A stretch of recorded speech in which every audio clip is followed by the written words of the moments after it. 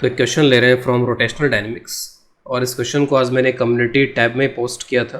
तो I got various answers for this problem. तो let us analyse this problem और देखते हैं कि इसका करेक्ट आंसर क्या होना चाहिए। तो इसमें यहाँ पर एक गिवन है कि एक प्लैंक है और इस प्लैंक पे यहाँ पर एक सिलेंडर रखा हुआ है। तो प्लैंक पे there is a cylinder here, और इस सिलेंडर के पास में इनिशियली सिर्फ ट्रांसलेशनल वेलोसिटी है v, इसके सेंटर के पास में, इसके एक्सिस के पास में, horizontal direction. We have to choose the correct statement. One or more than one may be correct here. तो एंगुलर मोमेंटम के बारे में पूछा गया है। एक तो सिलेंडर है और एक उसके साथ साथ यहाँ पर ये सिलेंडर प्लस ब्लॉक का सिस्टम है वो है। उसके अलावा लीनियर मोमेंटम, काइनेटिक एनर्जी, तो इनके कंजर्वेशन के बारे में यहाँ पर पूछा गया है। तो सबसे पहले तो यहाँ पर ऐसा करते हैं कि इनके फ्री बॉडी डायग्राम्स बना लेते हैं। तो फ्री बॉडी डायग्राम्स में क्या क्या फोर्सेस होंगे, किस तरीके से लगेंगे वो फोर्सेस, क्योंकि एंगुलर मोमेंटम कंजर्व हम तब कर पाते हैं जब किसी भी तरीके का टॉर्क उस पॉइंट के अबाउट नहीं हो। तो अगर टॉर्क नहीं हो तो angular momentum will definitely B conserved. तो एक बार मैं यहाँ पर इनके फ्री बॉडी डायग्राम बना देता हूँ, और फ्री बॉडी डायग्राम बनाने के लिए मैंने एक अलग से यहाँ पे डायग्राम बना रखा है। तो इस डायग्राम को यूज़ करते हैं और फ्री बॉडी डायग्राम बना लेते हैं। तो फ्री बॉडी डायग्राम, तो मैं दोनों का सेपरेट फ्री बॉडी डायग्राम यहाँ बनाने जा रहा हूँ। तो मैं इसको यहाँ से अलग कर लेता हूँ और उसके बाद मैं दोनों का सेपरेटली फ्री बॉडी डायग्राम यहाँ बनाने जा रहा हूँ। तो फ्री बॉडी डायग्राम में आप यहाँ पर ये देखोगे कि अगर आप यहाँ पे बॉटम पॉइंट को देखो तो जो बॉटम पॉइंट है सिलेंडर का वो फॉरवर्ड स्लिप कर रहा होगा, क्योंकि उसके पास सिर्फ वेलोसिटी v है यहाँ पर सेंटर के पास में। तो क्योंकि ये फॉरवर्ड स्लिप कर रहा होगा तो जो इस पर फ्रिक्शन लगेगा that will be in the backward direction on cylinder, और एक्शन रिएक्शन तो वही फ्रिक्शन यहाँ पे इस प्लैंक पे फॉरवर्ड डायरेक्शन में लगेगा। और फ्रिक्शन का नेचर काइनेटिक होगा क्योंकि there is a slipping here. तो यहाँ पे स्लिपिंग हो रही है। स्लिपिंग हमेशा कॉन्टेक्स्ट पे देखी जाती है। तो यहाँ पे स्लिपिंग है और स्लिपिंग है तो इसका मतलब there will be kinetic friction here. कैसे लगेगा, क्या होगा, उसका डायरेक्शन यहाँ पे दिखा देते हैं। तो फ्रिक्शन जैसे हमने यहाँ पे अभी डिस्कस किया कि this point is slipping in the forward direction, तो friction will be like this in the backward direction. तो फ्रिक्शन इस तरीके से बैकवर्ड डायरेक्शन में यहाँ पे आना चाहिए। तो ये हो गया फ्रिक्शन का डायरेक्शन। इसके बाद में अगर आप इस पर नॉर्मल रिएक्शन वगैरह देखो तो नॉर्मल जो होगा वो कुछ इस तरीके से लग रहा होगा, और ये अल्टीमेटली सेंटर से पास हो रहा होगा। अगर यहाँ पर देखा जाए तो अल्टीमेटली ये सेंटर से पास हो रहा है। इसके अलावा इसका जो वेट होगा वो वेट इस तरीके से ऑपरेशन होगा, यहाँ पे इस तरीके से एक्ट कर रहा होगा। तो वेट इज़ लाइक दिस। इनको नाम देते हैं। मैं इनके मासेस भी यहाँ पे एक बार अज्यूम कर लेता हूँ। Let's say this is small m and this is capital M mass. Plank का मास कैपिटल M ले लिया। तो this is small mg, this is the normal reaction. Let's say this normal reaction is n1, और यहाँ पे friction force है जो कि काइनेटिक नेचर का है, तो F के मैंने यहाँ पे लिख दिया। इसके अलावा कोई और फोर्स यहाँ पर इसके पास में नहीं है। और जो ये फोर्सेस हैं उन फोर्सेस की वजह से एक हॉरिजॉन्टल एक्सेलरेशन इसका जनरेट होगा यहाँ पर इस डायरेक्शन में। तो सेंटर का एक एक्सेलरेशन, क्योंकि हॉरिजॉन्टल में सिर्फ फ्रिक्शन फोर्स ही है, और उसके अलावा यहाँ पर एक टॉर्क क्योंकि क्लॉकवाइज लग रहा होगा फ्रिक्शन की वजह से, तो उसके वजह से एक एंगुलर एक्सेलरेशन यहाँ पर जनरेट होगा इसका इस तरीके से। बाकी प्लैंक का फ्री बॉडी डायग्राम देख लेते हैं। तो प्लैंक के फ्री बॉडी डायग्राम में एक्शन रिएक्शन के हिसाब से यहाँ पे जो नॉर्मल रिएक्शन है वो नॉर्मल रिएक्शन इस पे इस तरीके से लग जाएगा। वही फ्रिक्शन फोर्स इस पे फॉरवर्ड डायरेक्शन में यहाँ पे इस तरीके से लगेगा, और इसके अलावा इसका खुद का भी वेट होगा और नॉर्मल रिएक्शंस होंगे।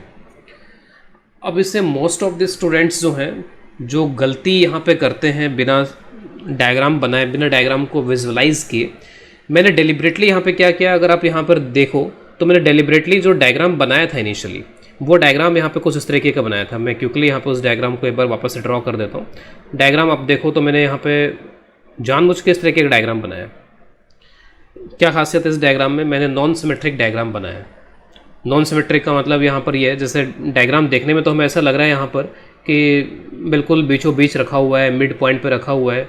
ऑब्वियस है कि अगर मिड पॉइंट पे इनिशियली रखा भी था, यहाँ पर प्लैंक के मिड पॉइंट पे सेंटर पे अगर रखा भी था तो बाद में तो सेंटर पे रहेगा नहीं, क्योंकि स्लिपिंग हो रही है, आगे पीछे कहीं ना कहीं निकल जाएगा यहाँ पर ये।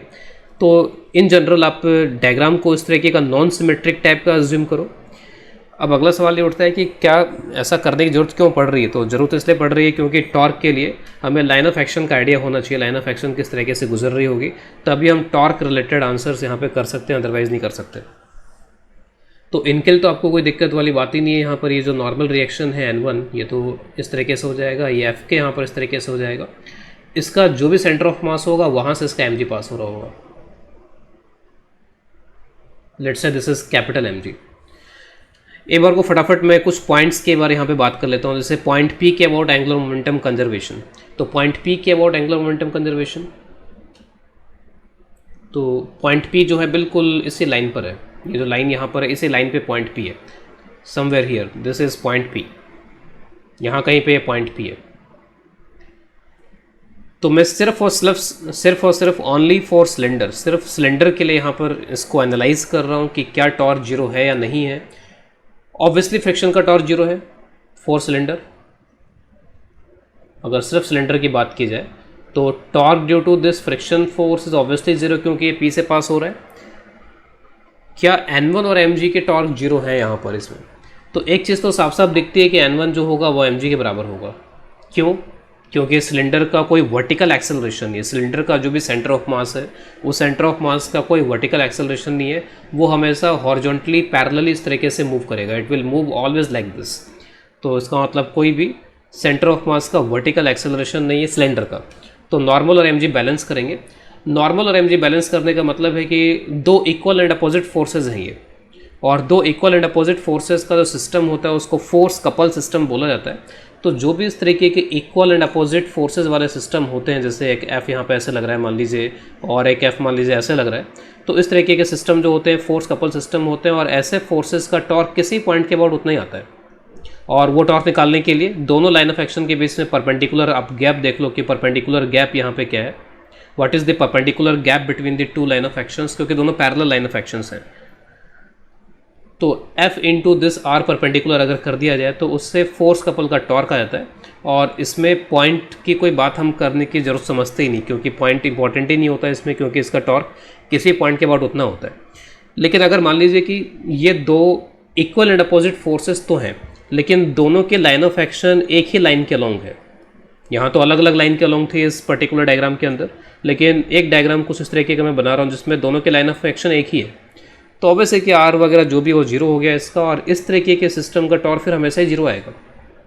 तो equal and opposite forces along different line of actions, parallel line of actions, ठीक है, तो उसके इसमें टॉर्क रहेगा, ये रहेगा, और फिर R जीरो हो गया और सेम लाइन ऑफ एक्शन हो गए तो टॉर्क विल बी जीरो। तो यहाँ पर भी आप देखो जो नॉर्मल और mg, N1 और mg जो यहाँ पर लग रहे हैं वो उनके लाइन ऑफ एक्शन एक ही है, equal and opposite line of action same. इनका टॉर्क किसी पॉइंट के अबाउट जीरो आएगा, चाहे P पॉइंट हो, Q पॉइंट हो, कोई पॉइंट हो, about any point it is zero. तो इसका मतलब ये है कि overall torque is zero, torque total, मैं अभी सिर्फ सिलेंडर की बात कर रहा हूँ, अबाउट P इज जीरो। तो definitely linear momentum of cylinder is conserved. तो जो भी सिलेंडर का लीनियर मोमेंटम है L of cylinder is definitely going to be conserved. मैं कुछ कैलकुलेशन करके भी इसको दिखा दूंगा, किसी टाइम t पे मैं सिलेंडर का एंगुलर मोमेंटम निकाल के भी इसको रिप्रेजेंट कर सकता हूँ, दिखा सकता हूँ कि ये कांस्टेंट ही आ रहा है, लेकिन हमें डायरेक्टली भी यहाँ से दिख जाना चाहिए कि ये कांस्टेंट होगा। ठीक है, तो A option is definitely correct.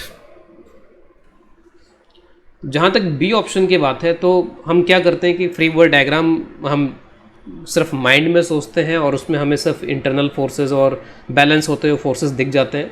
तो हकीकत ये है कि ठीक है फोर्सेस आर बैलेंसिंग, लेकिन एक बार वापस से हम इस फ्री बॉडी डायग्राम में आते हैं। तो मैं बात कर रहा था लाइन ऑफ एक्शंस की। तो लाइन ऑफ एक्शंस यहाँ पे कुछ इस तरीके की बनेंगी, जैसे मान लीजिए जो नॉर्मल होता है वो एक तरीके से प्रेशर वाला फोर्स होता है कि ये जो पूरी सरफेस है यहाँ पर इसकी, इस सरफेस पे कितना प्रेशर आ रहा है यहाँ पर, और वो प्रेशर ग्राउंड पे ट्रांसफ़र हो रहा होगा। तो ग्राउंड पे ट्रांसफ़र हो रहा है, जो प्रेशर ग्राउंड पे ट्रांसफ़र हो रहा है उस प्रेशर को वो इस सरफेस पे ट्रांसफ़र कर रहा है, और इसी तरीके के प्रेशर फोर्सेस को जनरली हम नॉर्मल रिएक्शन का नाम देते हैं। तो ऑब्वियस है कि यहाँ पर अगर मैं सिर्फ इस प्लैंक को दिखाऊं तो प्लैंक के हर एक हिस्से के ऊपर प्रेशर एक जैसा नहीं होगा, कहीं पे प्रेशर ज़्यादा होगा, कहीं पे प्रेशर कम भी होगा। यहाँ पर इसमें नॉर्मली तो हम क्या करते हैं कि किसी बॉडी के लिए जो नॉर्मल रिएक्शन है वो सेंटर से पास होता है वो दिखा देते हैं, लेकिन सेंटर से पास होता है वो हम तब दिखाते हैं जब हर एक पॉइंट पे प्रेशर जो हो वो यूनिफॉर्मली डिस्ट्रीब्यूटेड हो, नॉर्मल यूनिफॉर्मली डिस्ट्रीब्यूटेड है, क्योंकि नॉर्मल तो हर एक पॉइंट पे लगता है। अगर नॉर्मल हर एक पॉइंट पे लगता है तो उसका line of action centre of मास से तभी पास होगा यानी कि जो भी आपका सेंटर पॉइंट है वहाँ से तभी पास होगा जब वो यूनिफॉर्मली डिस्ट्रीब्यूटेड हो through the area, through the length, through out the length. लेकिन यहाँ पर आपको दिख जाना चाहिए कि जैसे मान लीजिए अगर ये यहाँ कहीं रखा है, जस्ट मैं एक एग्जांपल ले रहा हूँ कि मान लीजिए यहाँ कहीं रखा है, ठीक है, उस साइड में भी रखा हो सकता था, यहाँ कहीं भी रखा हो सकता था, जस्ट एक एग्जांपल के लिए कि जैसे अगर ये यहाँ कहीं रखा है तो ऑब्वियस है कि यहाँ पे जो प्रेशर होगा थोड़ा रिलेटिवली ज़्यादा रहेगा, तो यहाँ प्रेशर ज़्यादा रहेगा, तो उसके वजह से जो नॉर्मल है वो एग्जैक्ट मिड पॉइंट से तो पास होने वाला नहीं है, प्लैंक के मिड पॉइंट से पास होने वाला नहीं है। हम यहाँ पर ये ऐसा बोल सकते हैं कि ऑलमोस्ट जो नॉर्मल रिएक्शन है उसके चांसेस हैं कि वो कहीं बीच में से पास हो जाए। तो it can pass like this, कुछ इस तरीके से यहाँ पे नॉर्मल रिएक्शन, इसको मैं N2 बोल रहा हूँ, वो कुछ इस तरीके से यहाँ पर पास हो सकता है। वापस से हम पॉइंट P की तरफ आते हैं यहाँ पे, तो पॉइंट P इस डायग्राम में फिर ये वाला पॉइंट बन जाएगा, तो point P will be something like this. इस लाइन पे यहाँ कहीं पर ये पॉइंट P है, तो somewhere this is the point P। अब पॉइंट P के अबाउट टॉर्क 0 होगा अगर, तो एंगुलर मोमेंटम भी कंजर्व रहेगा।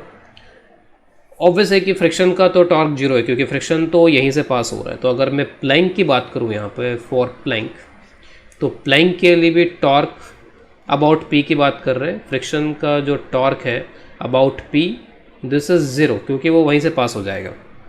लेकिन अब यहाँ पर जैसे जो N1 है वो N1 तो लेट से कि mg के बराबर आ गया था, यहाँ पर स्मॉल mg के बराबर आ गया था। और जो आपका N2 होगा, क्योंकि प्लैंक वर्टिकल में कोई उसका एक्सेलरेशन नहीं है प्लैंक का, तो N2 एक तरीके से जो भी N1 प्लस mg है उसके बराबर हो जाएगा। एक तरीके से जो N2 है वो m प्लस m इंटू जी के बराबर हो जाएगा। प्लैंक के फ्री बॉडी डायग्राम को थोड़ा सा और एनालाइज कर लेते हैं। वर्टिकल, क्योंकि हॉरिजॉन्टल का जो एफ के उसने तो एक तरीके से टॉर्क 0 दे दिया है, तो सिर्फ उसके अलावा वर्टिकल फोर्सेज ही बचे हैं। वो वर्टिकल फोर्सेज आपस में सब के सब बैलेंस हो रहे हैं यहाँ पे। तो वर्टिकल जितने फोर्सेज यहाँ पर हैं, all this forces are balancing each other.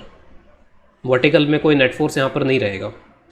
अब जैसे यहाँ पर एक हो गया स्मॉल mg, उसके अलावा यहाँ पर जो नॉर्मल लग रहा है उसमें एक पार्ट स्मॉल mg और एक पार्ट यहाँ पर कैपिटल mg भी है, और यहाँ कहीं पे ये कैपिटल mg पास हो रहा है। तो आप देख सकते हो कि we have two force couple here, दो फोर्स कपल्स हैं यहाँ पर इसके अंदर। तो दो फोर्स कपल हैं, एक तो यहाँ पर है ये जो नॉर्मल रिएक्शन है, इस नॉर्मल रिएक्शन को मैंने एग्जैक्टली उसके नीचे दिखा दिया है। इसको यहाँ से थोड़ा शिफ्ट करके दिखाते हैं जिससे कोई रॉन्ग इन्फॉर्मेशन हमारे माइंड में नहीं जाए, रॉन्ग कंक्लूजन्स हम ड्रॉ ना करें। तो ये यहाँ कहीं था, ये जो नॉर्मल रिएक्शन था वो मैंने यहाँ कहीं लिया था। तो एक तो है स्मॉल mg और एक यहाँ पर है कैपिटल mg। तो वापस यहाँ पर देखते हैं। तो एक तो जो फोर्स कपल है वो स्मॉल mg और कैपिटल स्मॉल mg का फोर्स कपल बन गया एक तो, और एक फोर्स कपल यहाँ पे बन जाएगा कैपिटल mg और कैपिटल mg। इस तरीके के दो फोर्स कपल बन जाएंगे। ये वाला जो ऊपर का फोर्स कपल, इसका टॉर्क आप देखोगे कुछ इस तरीके से एंटी क्लॉकवाइज आएगा। ये जो फोर्स कपल बन रहा है इसका टॉर्क कुछ क्लॉकवाइज यहाँ पर आएगा इसमें। और अब इनका टॉर्क कितना आएगा वो मुझे पता नहीं है, क्योंकि वो डिपेंड करेगा कि इन दोनों लाइन ऑफ एक्शन के बीच में कितना डिस्टेंस है, इन दोनों लाइन ऑफ एक्शन के बीच में कितना डिस्टेंस है। तो ऑब्वियस है कि मैं इसको 0 तो नहीं बोल सकता हूँ कि कुछ ना कुछ तो यहाँ पर ये टॉर्क आ सकता है इनका। There will definitely be some torque, क्योंकि एक लाइन ऑफ एक्शन के अलॉन्ग यहाँ पर है नहीं यहाँ पर ये। तो इसके लिए टॉर्क यहाँ पर 0 नहीं आ रहा है, torque is not equal to 0।